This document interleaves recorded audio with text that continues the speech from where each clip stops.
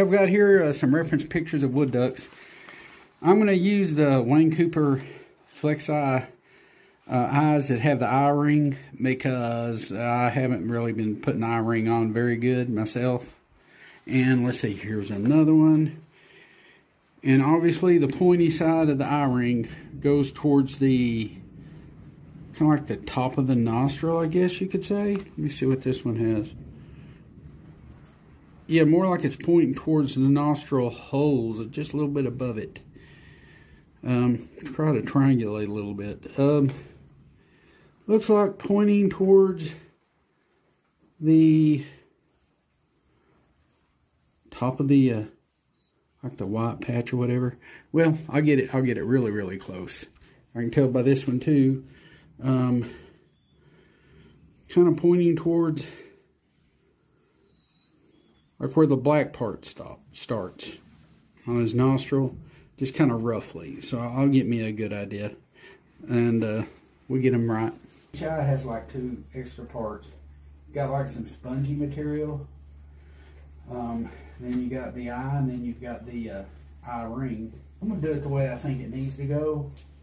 For what I've seen some other people do. They may put like just a drop of super glue down in the middle of it.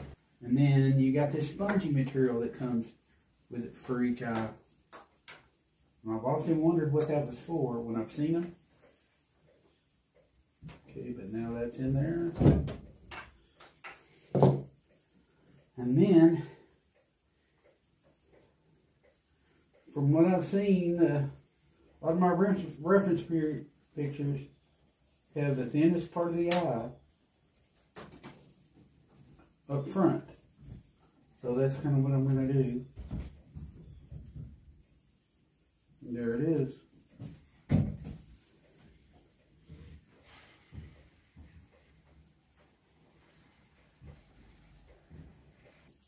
I guess I could put a dab of super glue behind it though too. So, and that is very close.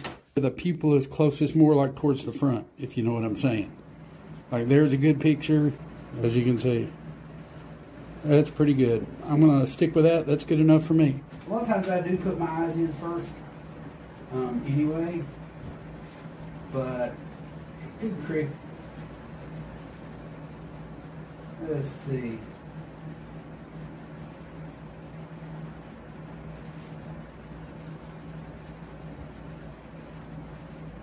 May have to rotate it though. Let me see.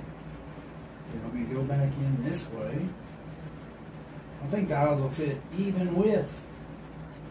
What I think I need to do is probably take out some of the clay. I don't have it really, I just have it like the smooth contour, like where the skull ends and the eye socket begins, and then I just slowly roll it around. But with these eyes, I'd say that would represent a little bit of an issue. Like maybe I need to, let me see what I got going on here. I can always turn them a little. But I'll try to center it, maybe a little bit more towards the front. Let's see.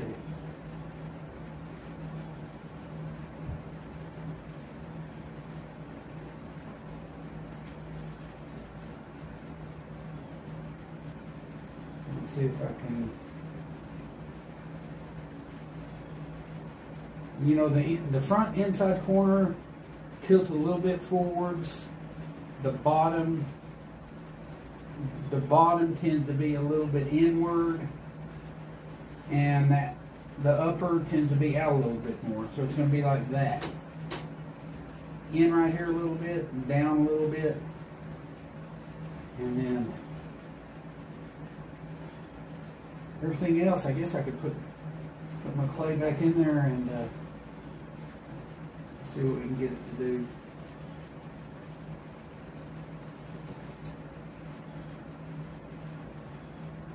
Let's see what we got.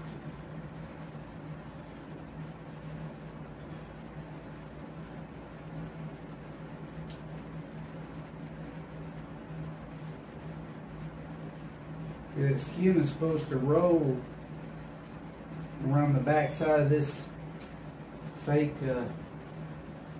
one. Or you can make them yourself, but everybody likes using these. Around here people are using them, so down here at the bottom.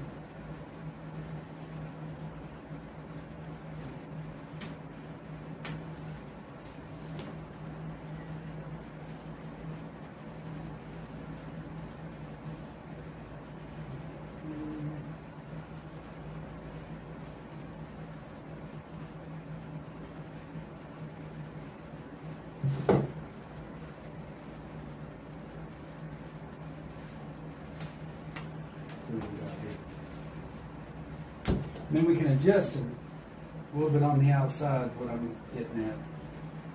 I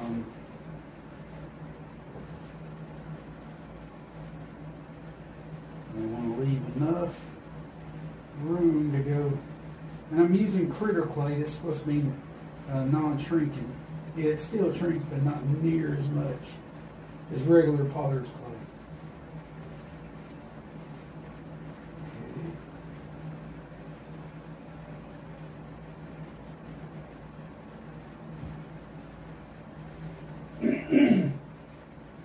That's okay for starters. And then we'll go with the other eye. Do it the same way.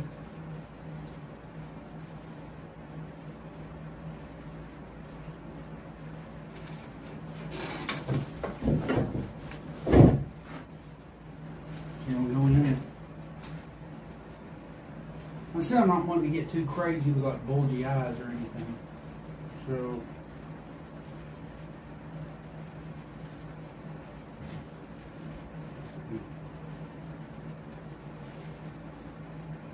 I'm going to push it in and do it like the other one. So.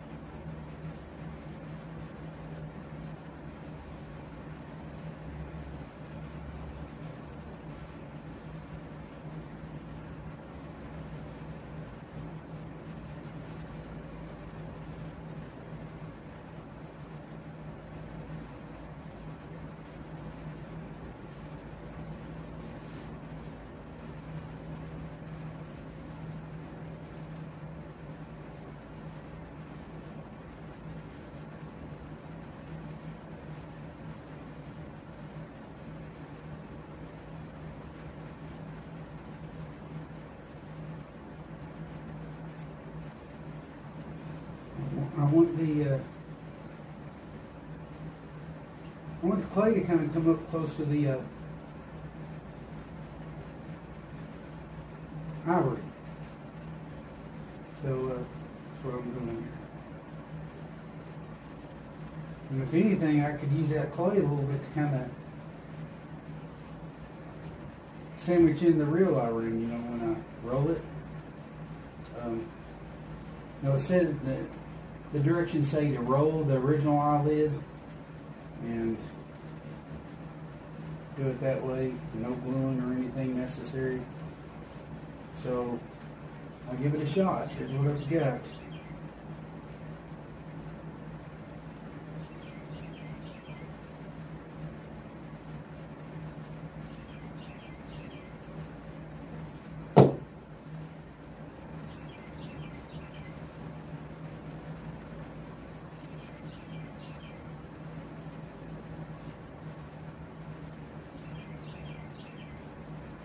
That's roughly close. I'll do my adjustments here on the outside. I'll probably go ahead and set my eyelids where I want them, throw some pins in there, and then I'll put my neck wire and everything. You know, I do them old school. I use original school. I do all that stuff. So here's kind of what I've got. Let's see. Make sure all this is tucked in under as if it's ready to sew up, you know. Make sure all of it is over. So this is kind of what we got. I'll get pretty close. It's gonna look good.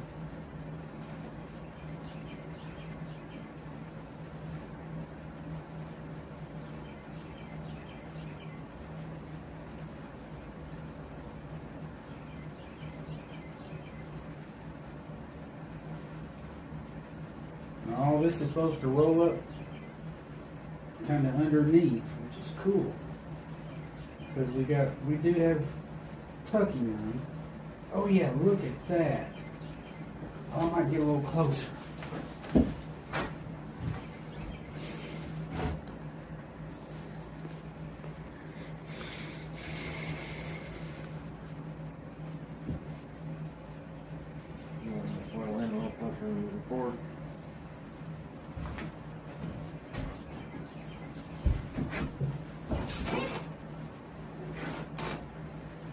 So we got this right here.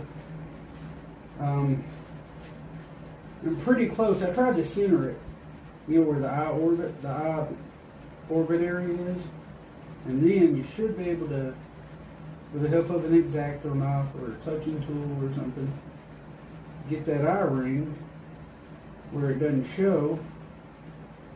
Plus, I've got clay to aid me. You know, there's clay all around that. And it will kind of lock that stuff in.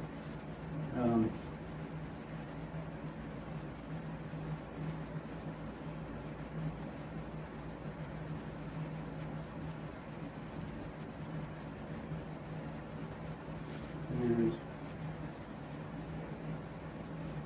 we go there.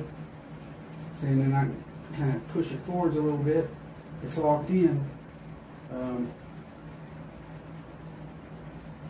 Definitely want that ring to show, so you tuck a little bit. Let's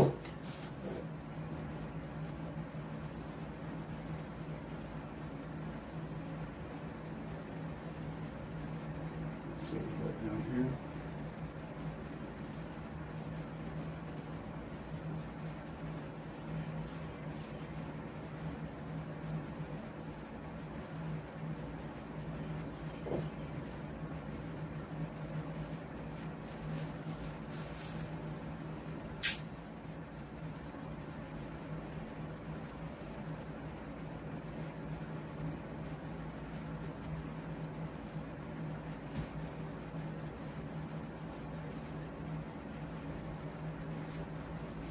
You see how that tucked real good? That was pretty good.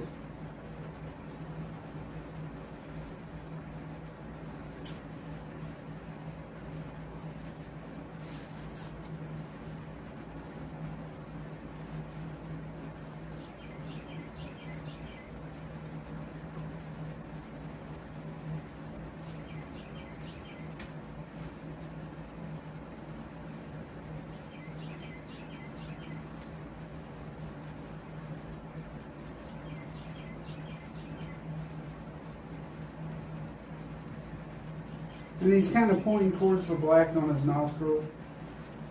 I may rotate it a little. Nothing saying I can't do that. Rotating a little bit. And down in the back.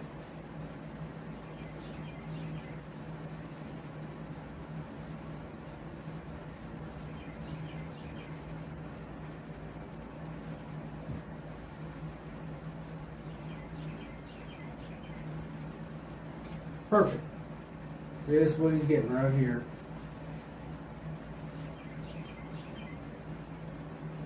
Just make sure that ring is tucked or it's not going to show. What I'm talking about, the original eye ring.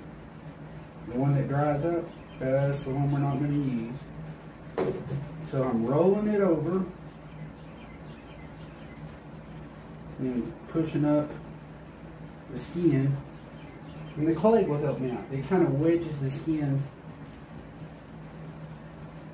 and when you roll over the skin, it kind of wedges everything where it will fold over. Look at that. No no white ring you got to deal with. You know, sometimes under the eyelid it's got a white ring. That is non-existent because we tucked that in too. And we pushed everything forward. Let the clay take care of all that. And my friends, that's a good looking eye. Pointing right towards the top of the black right in here, or at the black. The pupil is. That's doable. Now we'll do the other eye the same way. Got the ring. Put one of the foam pieces in it. You put like a drop of super glue in there like this, right in the middle of it, just a dot of it.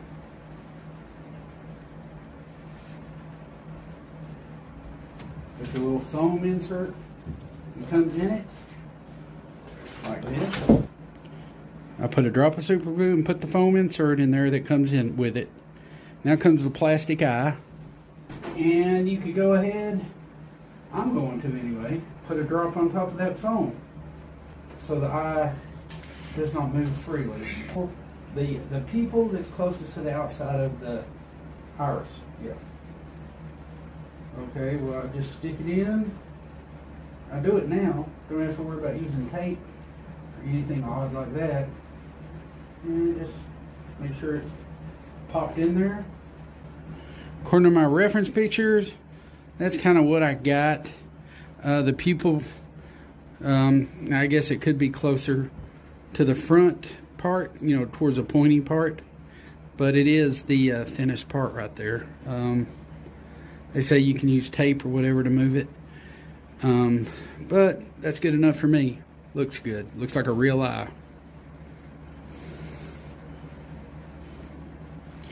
And that's what it's going to get. Okay, I'll try to do better this time where my hand's not in the way. But let me see. Okay, you got the yellow ring around the eye. This is the real eye ring that shrivels up and dries all the time, especially with the borax. You can see it. And then you got your area that doesn't have a lot of hair, that doesn't show usually. Okay, well, here's what we're going to do. We're going to make sure this rolls. And the good thing is there's extra clay in there that I can kind of mash it forward a little, if you know what I mean. Get it to tuck in all the original ring is going to tuck in. See up here underneath? I rolled it. It's tucked in. Now I've got clay in there too. It's kind of like tucking eyes on a deer. Some people do that. They will leave skin so they can. The clay is actually going to cinch up against the eyelid and keep everything kind of good. And then, whoop, then push the skin forwards after it rolls. You should be able to have some clay in there to push that stuff over. And I do.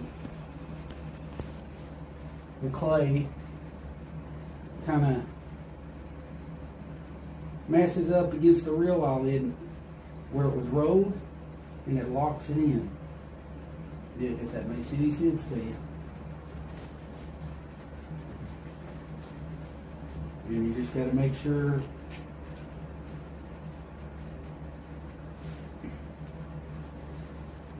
everything else is good. And I've got some clay on there. Got some clay that you can see. That's the original eyelid is what's showing. Nothing else but the original eyelid.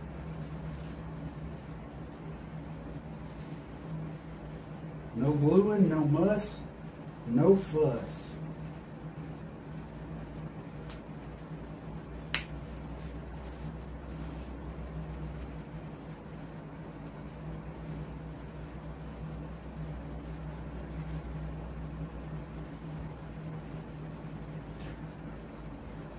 I like the way the pupil is on this side actually better than it is on the other side.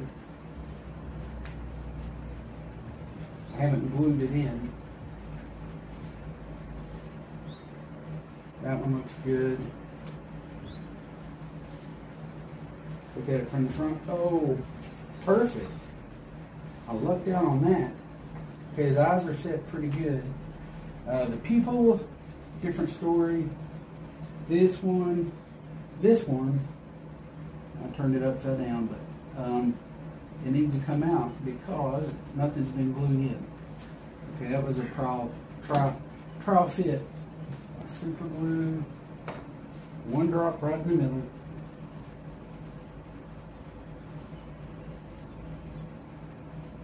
Now we get the cotton piece, kick it right in there where it's supposed to go. One drop of super glue.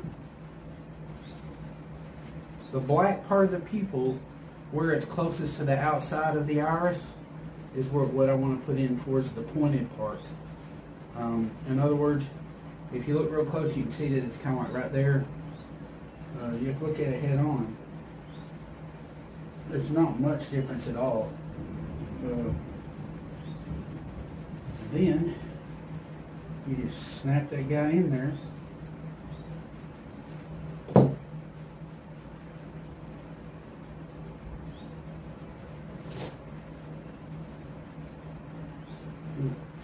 There it goes. Kind of snaps in, literally snaps. Okay.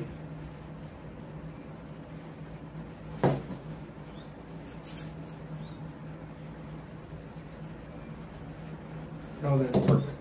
See how that eye is? It's got a little bit of preservative on. That eye's still good. This guy's in good shape. Now, I'm just not going to worry about it. I'm going to stick the thing through his neck and sew up his eyes. And what I'm getting at is we got to put the eye neck and neck through. But I just wanted to do that mainly. I think it'll be a good looking duck.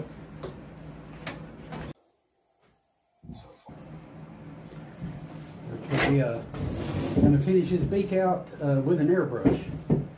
And so I got my masking tape, and I just tear off bits of it and use the corners of the masking tape to cover up what I know I don't want to paint. It just makes life a little bit easier. Put the edge rounded off a little bit here. Kind of get the idea of what's going on here.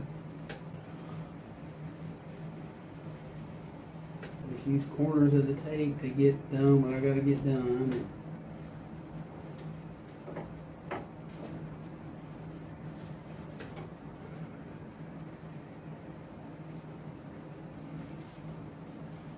And of course you do the other side the same way. You also want to tape the feet real good, or not the feet, but under the feet. Overspray. That's what we're looking for. Is we don't want overspray. Sometimes I'll even break out a piece of cardboard or something. While I'm painting, just have a piece of cardboard up there, like I do a fish fin or something, and that helps with overspray also. Use something like that,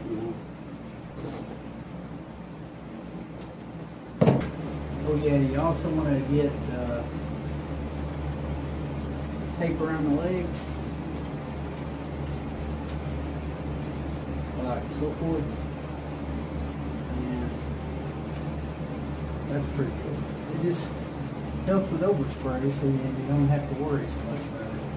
We got base coat sealer.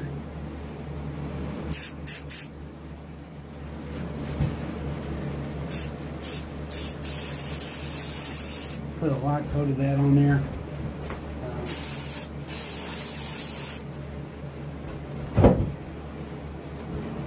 See where you're going to put paint on the legs, on the feet, legs. See, we'll paint something in here too. Now I've got flesh and to turn my airbrush down while I was at it, so that helps. I think I'm down to like 15 pounds of pressure or somewhere in that range. And I'm going to kill out my colors that I'm going to use for reference. But put a light coat over everything. Everything except the black.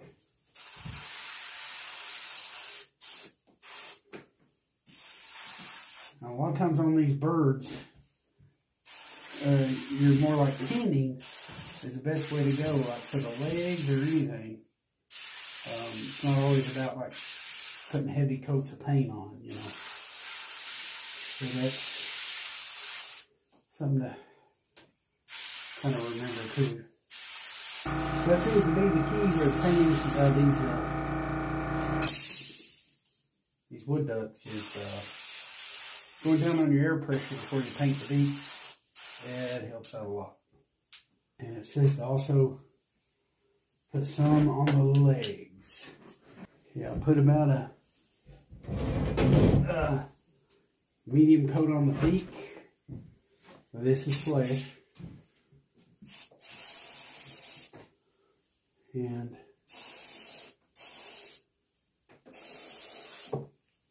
do the same with the legs. Just to get some of that dead look out.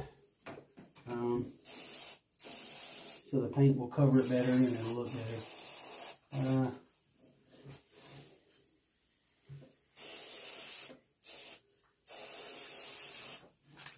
It's kind of like I guess you say a base coat.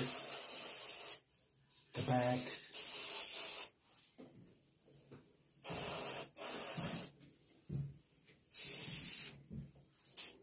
So it's not as, everything's not as dark and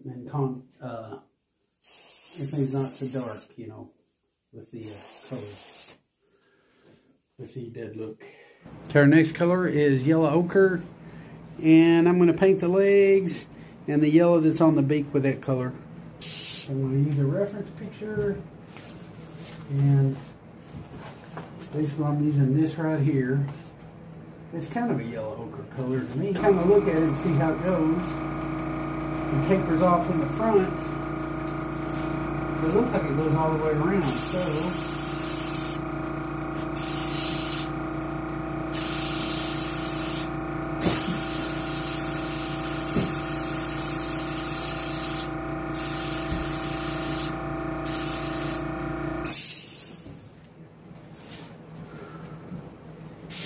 this is all going to be gill red. I'm going to put a little bit of yellow over that too, just to help out a little bit.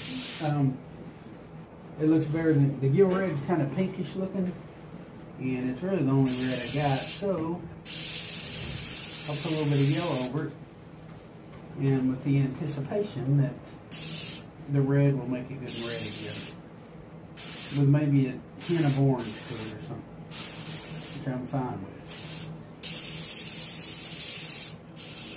That's good and rich. Okay. Gill red is our next color. Okay, I've still got my yellow ochre out. I do the legs over down the front here. The good thing about taping is you can, when you use tape, you can cover up a lot of what would be overspray, of course. I can even see some of the dark marks on this guy.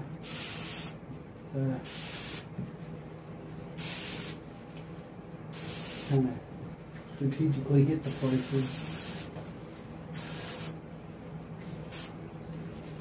Of course, you want to get the other side and the back and underneath and all that good stuff.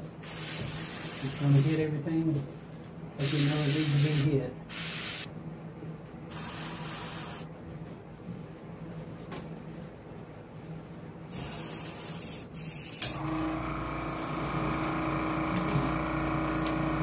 Back leg's real good.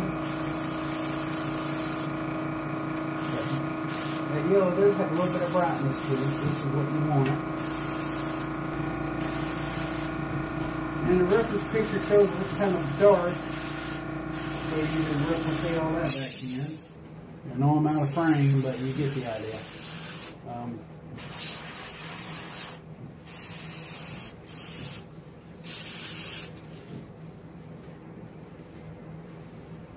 I got his feet nice and yellow the way I think they should be.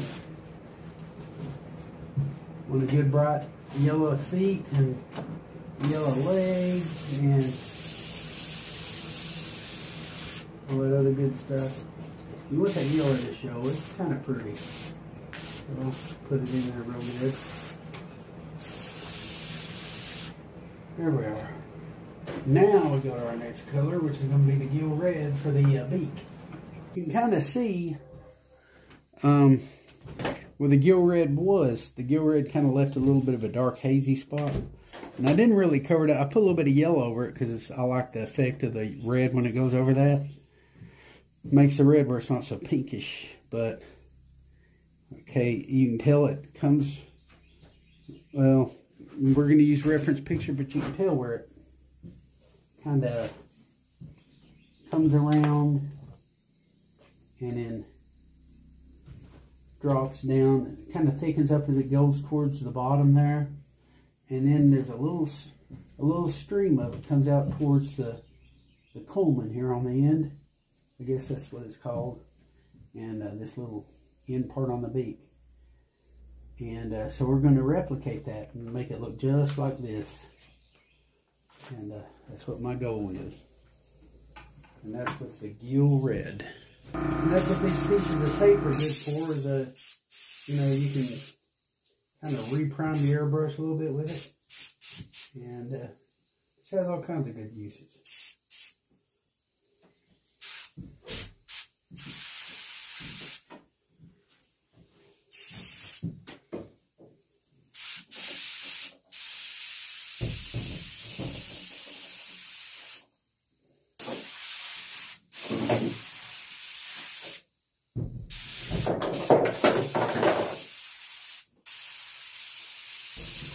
I got my reference picture on hand.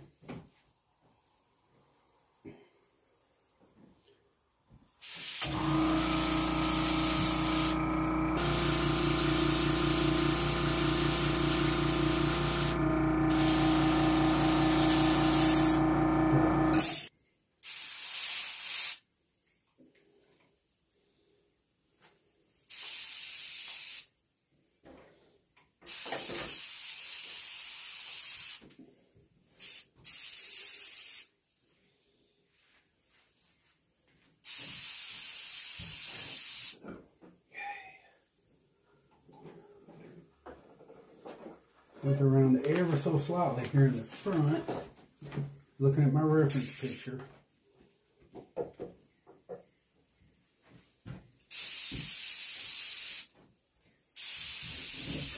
There we are. Okay.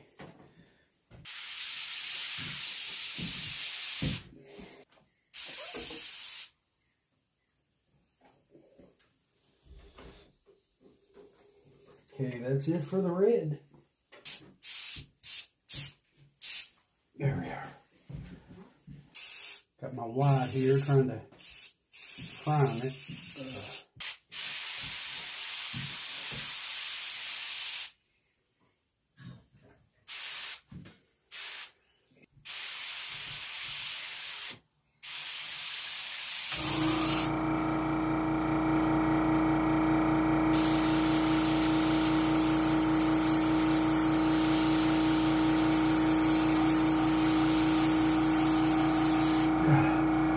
This is my white, of course.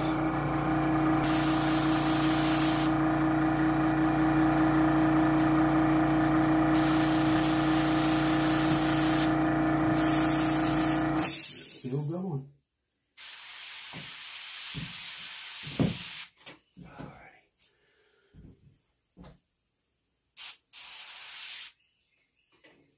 Okay, now I've got my black. And this is going to be, I want to do the, I guess the culmen right here on the end, the beak here. I have used a Sharpie pen for this. It's just hard.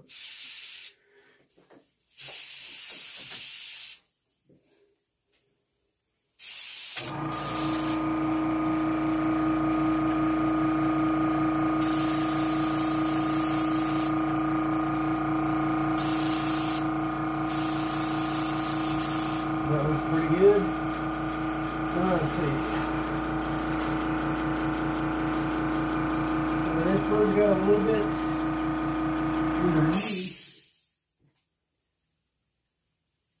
Every bird is a little bit different, looks like. See, this one, he's got it. It comes out just a little bit here on the side.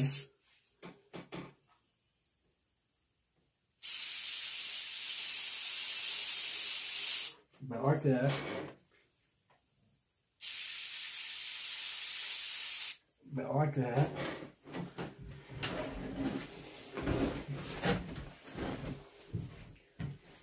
Right here in the middle. And every bird kind of has its own signature little look. You know, everyone's a little bit different.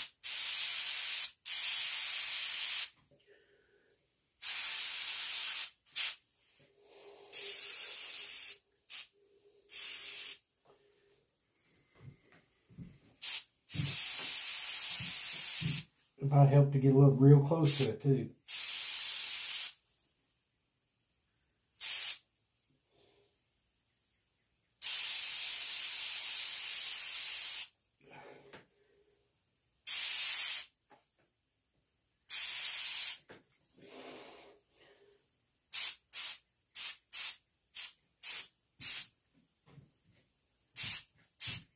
Okay.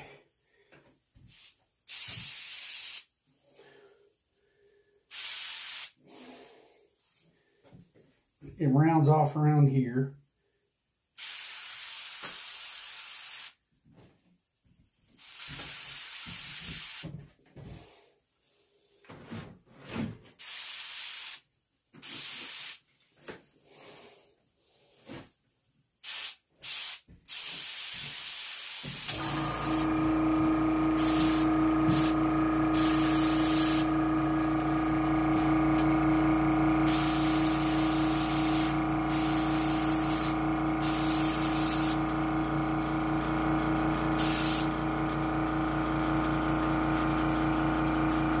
Well, that's about it for this guy. Well, you know, everyone's a little bit different.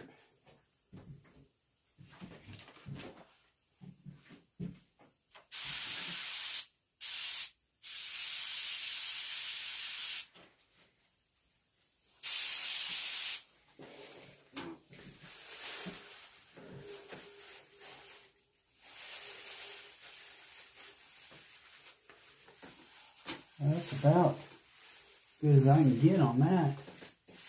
I really think it is. Now I've got like a little just a little regular brush. What I like to do is have a real steady hand. I'll brace my arm against something.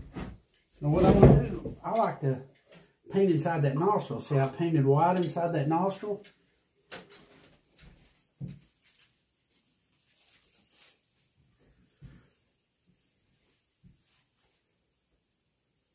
Look at that. It's a lot better.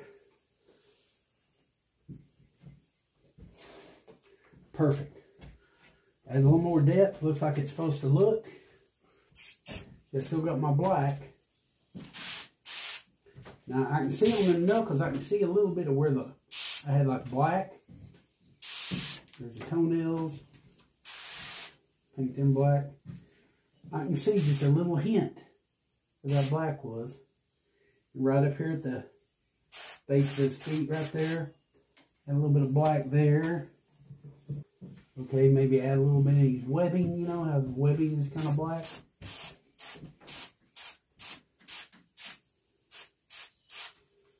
Well, it's easy to get carried away and do it too much. I don't want to do that. But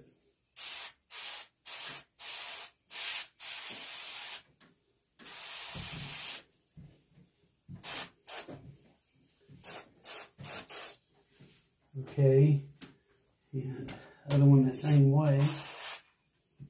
Get those little toenails, those little claws. Right up here where the, I guess, ankle joint is. Right there between that one, that one, that one.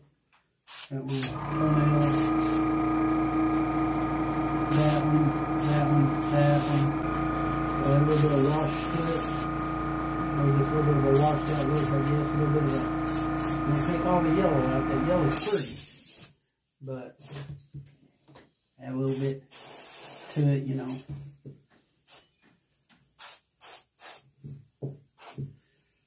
Now the back of the feet has got, I get up under there real good.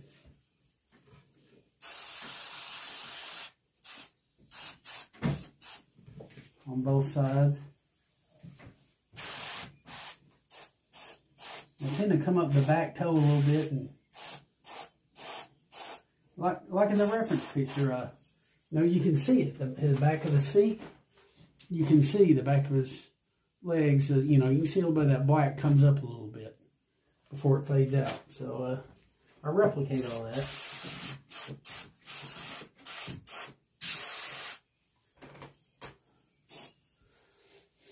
And I'll leave well enough alone. It's done for me.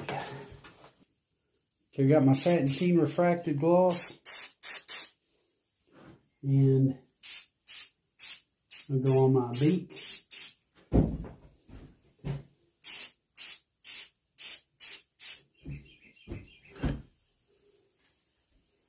Legs.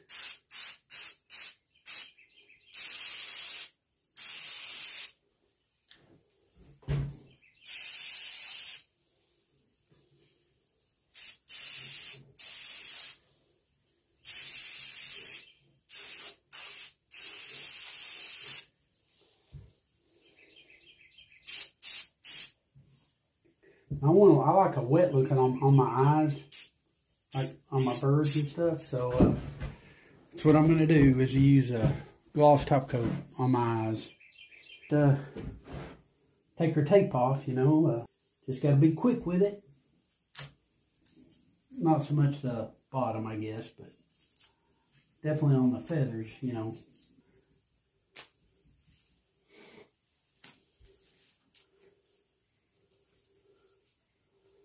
Kind of coming off anyway.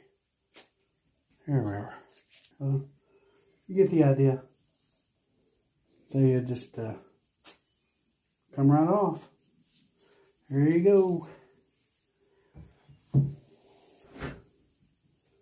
course, that come off real easy.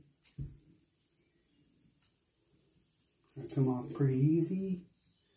Try to pull away, you know. You want to pull toward, you know, you don't want to pull towards a feather. You want to pull against it. Okay, there we are. Might need to be a little bit of cleaning. Might need to be done, like around the beak or something. I'll get a little bit of lacquer thinner on the Q-tip, and I try to control how much. You know, I'll roll it one time to get some of the moisture out. Then I'll go like right here in between, right in here around the head is, get some of that to come right up. And it usually comes right up. Let me take a couple of turns. I'll kind of roll it a little bit, but it'll come right up.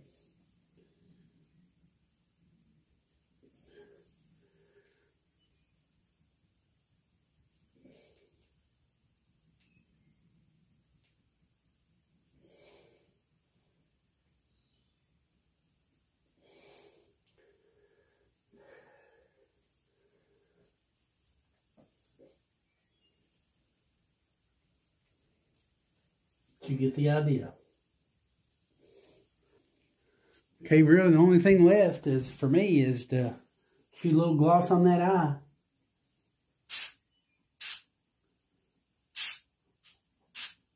There we go. That's good with me. That's how I airbrush a beak and do the feet. You know, with an airbrush instead of, I used a paintbrush before, so I decided this time around I would go ahead and use an airbrush.